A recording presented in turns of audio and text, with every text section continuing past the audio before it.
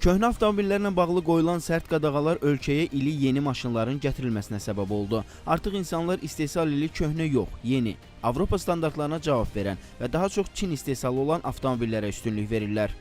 Aşağı qiymət, yüksək keyfiyyət və funksional.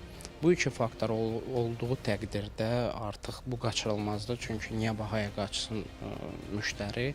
Amerika bazarından gələn qəzalı avtomobillər adətən ya auksiondan alınır, ya və yaxud ikinci əl bərpa olunmuşdu. Gələndən sonra onları bərpa eləyib, ekspluatasiya eləyirlər.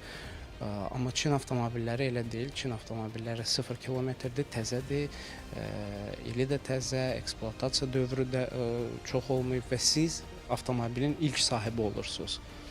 Əl çatan qiymət əlbəttə ki. Çin avtomobillərinə maraq göstərənlərin narahat qaldıqları məqamlar da var. Ehtiyat hissələri sıradan çıxarsa onların ölkə bazarında tapılması, eləcə də nasazlığı aradan qaldırıb təmir edəcək usta.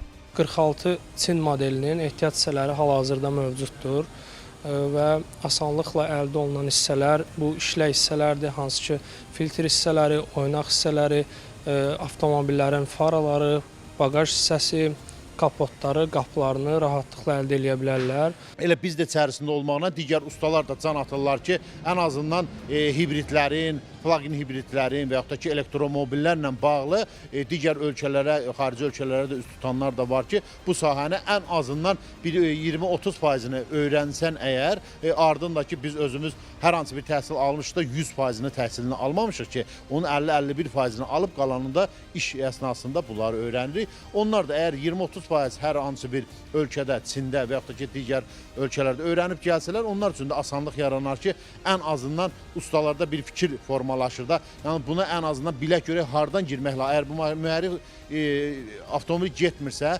hardan yanaşmağını ən azından bilmək lazımdır. İnsanlar bu avtomobillərdən razıdırlar.